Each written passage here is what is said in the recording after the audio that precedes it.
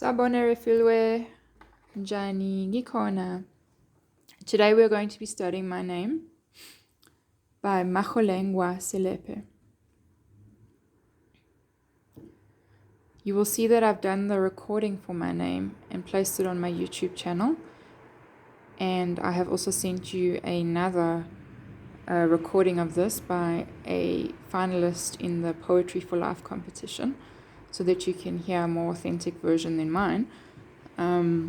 Although I don't think I did too badly for a white girl. Okay, I will also show you how to click. Okay, so now if we're going to look at the very first time that the speaker's name is mentioned, okay, we see it over here. This is the name of the speaker. A speaker is very different to an author or from an author of a poem. This is an author. This is the person who actually writes the poem. But when you're talking about a speaker of a poem, that is the persona created. So it's almost like creating a character. So what Macholengwa Selepe has done is created this character of Nomqibelo Nqamisile Mnqibisa.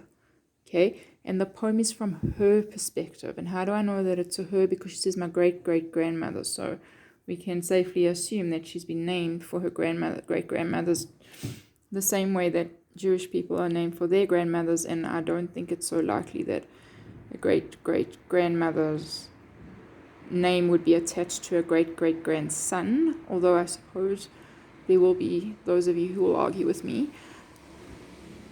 Okay, so now back here. This is the name of the speaker. We go to the first stanza, and she says, "Look what they have done to my name. Look." This is a command. And it's almost commanding or even inviting us. Inviting might be a bit too soft though. So let's say drawing our attention, commanding, drawing our attention to what she wants us to hear. Okay? She then says, they. Now, who is this they? If you've read the background information on apartheid, that's in the perspective pack and that I posted online, some videos, you will know that she's talking here about the apartheid government and all the officials involved. Because what used to happen was if an African person came to register themselves or wanted to attend school or something like that, you would find that the government officials, who were mostly Afrikaans speaking or even English speaking, could not pronounce the African names.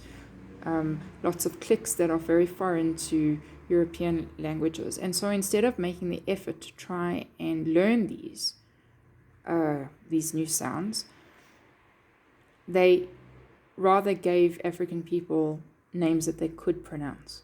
And that's what happens in this poem, where the lady lands up being Maria, okay, or Mariah. Okay, and so this is what used to happen. Now, Refilwe, can you imagine if that happened to you? Can you imagine, Refilwe, if I just gave you a name? Okay, whoever is watching this video, you have a different name. You have a name that your parents gave you. But I, Mrs. Klatskin, have decided for the purposes of my lesson to call you Refilwe, and I'm going to do that throughout my lesson. And it is going to irritate you because it is not your name. Okay, exactly. Look what they have done to my name. The speaker here says my name. I am not Refilwe or Janet or Maxwell or Nandi. Okay, I am Nomqibelo Nqamisile Mqubisa, and this is my name. Here this pronoun is used to show ownership. Okay, she's not saying, look what they've done to her name, their name, it's mine. Okay, she's proud of it. Here we have the ellipsis. You will know that an ellipsis is basically showing us that there's more coming. Okay. Okay. She then goes on to say the wonderful name. Okay, this is positive description. Remember, we don't use the adjective positive in an actual test. But the association that we have here is that it's positive. Okay, she is admiring her name. She is appreciative of her name. She doesn't say, ugh, my name, this is a disgusting name and I want to change it straight away. No, she says it's wonderful. Okay, and then why is it wonderful? Because it belongs to her great grandmothers, not just her grandmother, not just her great grandmother, but her great grandmother. Okay, so she's going generations back. First she's got her mother, then she's got her grandmother, then she's got her great grandmother, then she's got her great grandmother. So this is like 4 or 5 generations going back. So if you think about it, those of you who are named for your grandparents, you carry a legacy. And this is the exact same thing for the speaker of the poem. So we can relate to her on that level. Okay, so here we have, this is a legacy. Okay, and she's very, very proud of it. We also have this fabulous alliteration here. And if you listen to the reading that is on the Poetry for Life, you will hear that the speaker rolls her GRs, which is exactly what happens in an African language. In my reading, I didn't do that because I was reading this part in English with an English accent.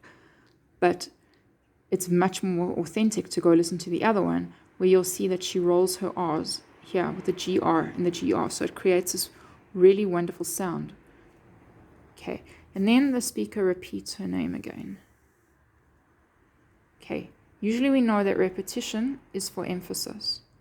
And she says it again here to say what her wonderful name is, and that we need to know what her wonderful name is. Refilwe, it is not something else.